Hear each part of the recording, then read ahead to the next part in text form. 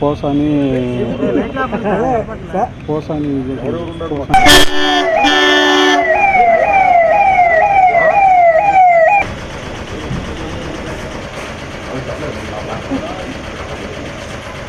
పోసాని గారు sir sir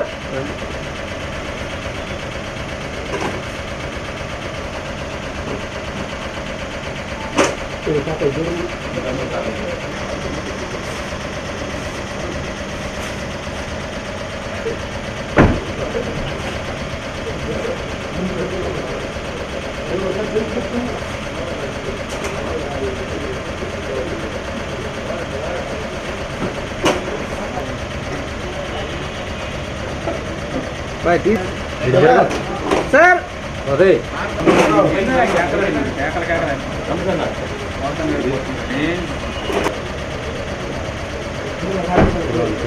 Posani గారు ఏ టోపీ వాళ్ళు కావాలనే వస్తారు.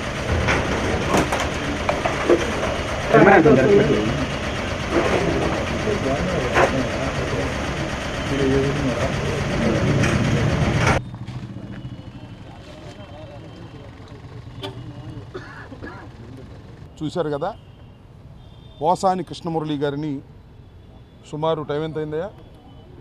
8:42 కంటే సుమారుగా 9 గంటలకి నర్సరావుపేట నుంచి గుంటూరు సబ్ జైలుకి తీసుకొచ్చారు.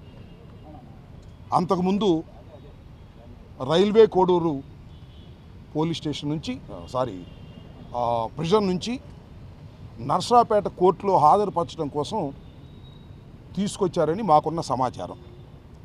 నవంబర్ మాసంలో తెలుగుదేశం పార్టీకి చెందినటువంటి నాయకులు కొంతమంది పోసాని కృష్ణమురళి గారు తెలుగుదేశం పార్టీ పట్ల అనుచిత వ్యాఖ్యలు చేశారని ఒక కంప్లైంట్ ఇస్తే ఆ కంప్లైంట్ రిజిస్టర్ చేశారు. ఆ కంప్లైంట్లో పీటీ వారెంట్ మీద ఇక్కడ ప్రొడ్యూస్ చేయడానికి నర్సరావుపేట కోర్టుకు తీసుకురావడం జరిగింది. నర్సరావుపేట కోర్టు వారు రిమాండ్ చేశారు. రిమాండ్ చేయటం వల్ల మరి అక్కడ సబ్ జైలు ఉన్నప్పటికీ కూడా ఇక్కడికి తరలించారు. కారణం ఏంటో మనకు తెలియదు. ఒక అంతర్జాతీయ ఉగ్రవాదులు ఉంటారు కదా, అంతర్జాతీయ ఉగ్రవాదుల్ని ఏ విధంగా అయితే ట్రీట్ చేస్తారో, ముందేమో ఓబులాపురంలో ఒక కంప్లైంటు, అది రిజిస్ట్రేషను, అది కేసు రిజిస్టర్ చేసి ఆయన్ని హఠాత్తుగా వెళ్ళి హైదరాబాదులో అరెస్ట్ చేసి తీసుకొచ్చి అక్కడ ఓబులాపురం పోలీస్ స్టేషన్లో ఎస్పీ గారే వచ్చి ఎంక్వైరీ చేసి కోర్టులో ప్రొడ్యూస్ చేస్తే 111 వేశారు. ఆ 111 సమంజసం కాదని కోర్టు వారు తిరస్కరించారు, రిమాండ్ ఇచ్చారు. బహుశా ఇవాళ మరి బెయిల్ అప్లికేషన్ ఉన్నట్టుంది, ఇవాళ రేపో. ఈ బెయిల్ అక్కడ ఏం వస్తుందో అని చెప్పేసి మరో కేసులో ఆయన ఇక్కడ ప్రొడ్యూస్ చేశారు. ప్రొడ్యూస్ చేసిన రిమాండ్ ఇస్తే ఇక్కడికి అంతర్జాతీయ ఉగ్రవాదిని తీసుకొచ్చినట్టుగా పాపం పోసాని కృష్ణమురళి గారు ఒక సినిమా నటుడు, ఆయన దర్శకుడు, వైఎస్ఆర్ కాంగ్రెస్ పార్టీకి ఫేవరబుల్గా ఉన్నాడు. ఏదో టీవీల్లోనో ప్రెస్ మీటుల్లోనో అనుచిత వ్యాఖ్యలు చేశారని వారి ప్రభుత్వం వచ్చిన తర్వాత ఆయన్ని వేధించేటటువంటి కార్యక్రమం, సుమారుగా 60 సంవత్సరాల పైన హార్ట్ ప్రాబ్లం ఉండి ఇబ్బంది పడుతున్నటువంటి ఆయన కూడా ఏంటంటే, నేను ఇక రాజకీయాలు వదిలేసుకుంటాను, ఇక రాజకీయ పార్టీల జోలికి వెళ్ళను, ఏదో జరిగిందేదో జరిగిపోయింది అని ఆయన బహిరంగంగా చెప్పిన తర్వాత కూడా ఆయన ఈ రకంగా వేధించేటటువంటి కార్యక్రమాలు చేస్తున్నారు. నేను చాలా టీవీల్లో చూసా, ఇదిగో ఈ ఆంధ్రజ్యోతి, TV5, ఇంకా కొన్ని టీవీల్లో పోసాని కృష్ణమురళి గారు మాట్లాడినటువంటి బూతులని చూపిస్తున్నారు. అయ్యా, నేను మనవి చేస్తున్నా, పోసాని కృష్ణమురళి గారు బూతులు తిట్టాడు అంటున్నారు కదా, చింతకాయల అయ్యన్న పాత్రుడు గారి కన్నా ఎక్కువ బూతులు తిట్టాడా? ప్లీజ్ చెప్పండి. లేదు పట్టాభి కన్నా ఎక్కువ బూతులు తిట్టాడా? చెప్పండి.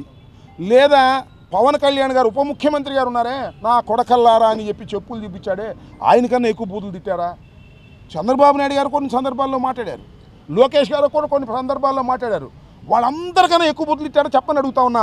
ఈ చెప్పే వాళ్ళందరినీ కూడా అనుచిత వ్యాఖ్యలు చేస్తే ఇప్పుడు గుర్తొచ్చింది, వాళ్ళ ప్రభుత్వం వచ్చేదాకా గుర్తురాలా అంటే దాని అర్థం ఏంటి?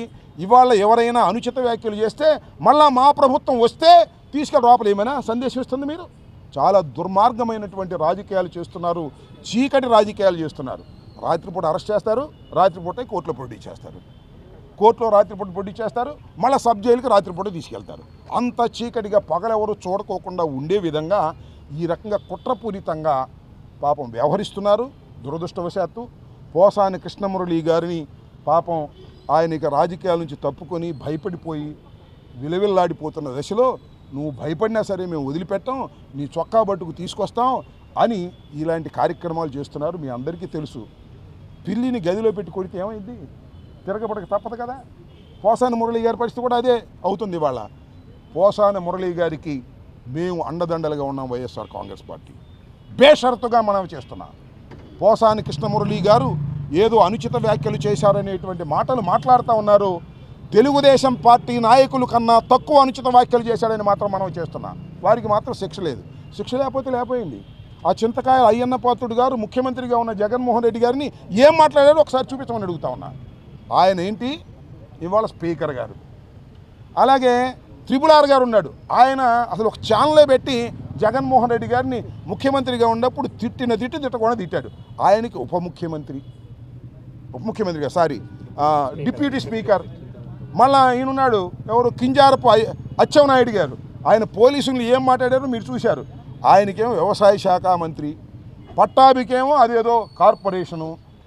ఉప ముఖ్యమంత్రిగా ఉన్నటువంటి పవన్ కళ్యాణ్ గారు చెప్పులు చూపిస్తూ ముఖ్యమంత్రి గారిని ఎమ్మెల్యేలని ఇష్టం వచ్చినట్టు తిడితే ఆయనకు ఉప ముఖ్యమంత్రి. ఇలా మీరు మమ్మల్ని బాగా అనుచిత వ్యాఖ్యలు చేసిన వారిని, బహిరంగంగా తిట్టిన వారిని మీరేమో పదవులు ఇచ్చి గౌరవిస్తారు. మా పోసాని కృష్ణమురళి లాంటి ఒక వ్యక్తి ఏదో అనుచిత వ్యాఖ్యలు చేశాడని ఆయన ఈ జైలు నుంచి ఆ జైలుకి, ఆ జైలు నుంచి ఈ జైలుకి, ఈ జైలు నుంచి ఆ జైలుకి తిప్పుతా అని ఉంటారు. రేపు కూడా మళ్ళీ తిప్పుతారు ఇంకో చోటకి. ఈ విధంగా హెరాస్ చేస్తున్నారు. మీరు చేసిన పాపాలు పండుతాయి. ఇవాళ పండకపోవచ్చు, జమిలీ వస్తే ఈ లోపల పండుతాయి. జమిలీ రాకపోతే 3.5 సంవత్సరాల తర్వాత మీకు పండుతాయి. దీనికి తప్పనిసరిగా ముఖ్యంగా ఇదన్నిటికీ చిత్రీకరిస్తున్నటువంటి ఎర్రబుక్కు రాసి ఎప్పుడు ఎవరిని ఎక్కడ అరెస్ట్ చేయాలో, ఏ జైలుకు పంపాలో అంతా స్క్రిప్ట్ ఇస్తున్నటువంటి లోకేష్ గారికి సరైన సమయంలో ప్రజలు బుద్ధి చెబుతారని ఈ సందర్భంగా నేను మనవి చేస్తున్నాను. ఖచ్చితంగా పోసాని కృష్ణమురళి గారిని ఎన్ని ఇబ్బందులు పెట్టినా వారికి లీగల్ ఎయిడ్ ఇవ్వడానికి వైఎస్ఆర్ కాంగ్రెస్ పార్టీ, జగన్మోహన్ రెడ్డి గారి ఆదేశాల మేరకు వైఎస్ఆర్ కాంగ్రెస్ పార్టీ నిరంతరం ఆయనకి షాడోగా ఉండి జైల్లో ఉన్నా, కోర్టులో ఉన్నా, ఎక్కడున్నా కూడా లీగల్గా మేము వారికి అన్ని విధాల సహాయం చేస్తామని మీ ద్వారా చెప్పదలుచుకున్నాను. వారి కుటుంబం ఆందోళన పడవలసిన అవసరం లేదని కూడా మేము చెప్పదలుచుకున్నాం. సరే, ఒకటి ఇంకా నేనేం అనుకోవట్లా. ఆయన అడిగిన ప్రశ్న ఏంటి, ఒకే అంశం మీద కేసుల మీద పెడతారు. ఒకదాంతో పోదు. ఒకసారి అరెస్ట్ చేస్తే దానిలో బెయిల్ తీసుకుంటారేమో, ఇంకో చోట ఒక కేసు సేమ్ అంశం మీద, రెండోది ఏమీ లేదు, ఇదే అంశం మీద ఇంకో చోట కేసు. అయ్యా పుల్లయ్యారా, తెలుగుదేశం పుల్లయ్యారా, ఒక కంప్లైంట్ పోసాని కృష్ణమురళి గారి మీద ఒక కంప్లైంట్ ఇచ్చేస్తారు. అదేమో ఎస్ఐ రిజిస్టర్ చేసేస్తారు. లోకేష్ గారు చెప్తుంది ఎమ్మడే పోలీసులు వెళ్ళి పట్టరండి, లేడండి ఆ జైల్లో అయితే ఇక్కడ ప్రొడ్యూస్ చేయండి. తిప్పి హెరాస్మెంట్ చేసి భయపెట్టాలనేటువంటి ప్రయత్నం చేస్తున్నారు. ఒకే అంశం మీద అనేక కేసులు పెడుతున్నారు. ఆర్గనైజ్డ్ క్రైమ్ అని చెప్పి BSN 111ని పెడుతున్నారు. అది పెట్టిన దాన్ని అక్కడ రైల్వే కోర్టు తిరస్కరించింది, రిమాండ్కి పంపింది. బెయిల్ పిటిషన్ పెండింగ్లో ఉంది. ఎక్కడ బెయిల్ వస్తుందని చెప్పేసి మళ్ళీ నర్సాపేట కోర్టులో ప్రొడ్యూస్ చేశారు. నర్సాపేట కోర్టు నుంచి రిమాండ్కి వచ్చారు. ఎన్నాళ్ళు పెడతారు? నెల, 2 నెలలు అంతేగా. జీవితాంతం జైల్లో పెట్టలేరుగా. భారతదేశంలో చట్టాలు ఉన్నాయి కదా, న్యాయస్థానాలు ఉన్నాయి కదా. కాబట్టి కలకాలం మీరే అధికారంలో ఉంటామనో, కలకాలం పోసాని కృష్ణమురళినో లేకపోతే వంశీనో జైల్లో పెడతామని కలలు కనమాకండి. మంచి రోజులు మాకు వస్తాయి, ప్రజలు మాకు మంచి రోజులు ఇస్తారు, గుర్తుపెట్టుకోమని కూడా మనవి చేస్తున్నా. ఏదైనా ఎవరినైనా ఏదైనా కొద్దిగా డోస్ ఇవ్వాలంటే స్థాయికి తగ్గట్టుగా ఇవ్వాలి. తప్పు చేసిన దానికి ఎంతో అంతే ఇవ్వాలి. ఇంత హెరాస్మెంట్ అండి. అంతర్జాతీయ ఉగ్రవాది ఏమన్నాను, అంతర్జాతీయ ఉగ్రవాదిని పట్టుకొచ్చినట్టుగా పట్టుకొస్తున్నారు పోలీసులు. గేట్లు వేశారు, మమ్మల్ని చూడటానికి కూడా వీలేదని. సరే, ఓకే, చూద్దాం, విల్ సీ. టుమారో మేము అవసరమైతే అఫీషియల్గా వెళ్ళి వారిని పలకరిస్తాం. పర్మిషన్ తీసుకుని వారితో మాట్లాడతాం, వారికి ధైర్యాన్ని చేకూర్చే విధంగా మనం ప్రయత్నం చేస్తామని కూడా ఈ సందర్భంగా చెప్పదలుచుకున్నాం. జైలు నిబంధనల ప్రకారం 7 గంటల వరకే నిందితుడిని జైలు పంపిస్తారు. అది అతిక్రమించినట్టు అవుతుందా? అది దేనికి? అదేదో మరి నాకు తెలియదు. I will enquiry that.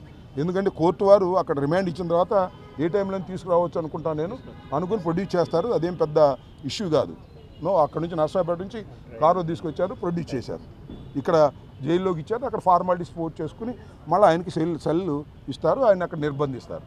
This is హోంమంత్రి గారు అంటున్నారు రెడ్ బుక్ రాజ్యాంగం అమలు చేస్తే మరి మనం రోడ్డు మీద కూడా ఉండమంటున్నారు. విన్నాలే రెడ్ బుక్. అసలు హోంమంత్రి గారు ఎవరండి బాబు? ఇలాగ మైక్ ముందు హోంమంత్రి కదా, ఆయన దగ్గర ఏముంది అసలు?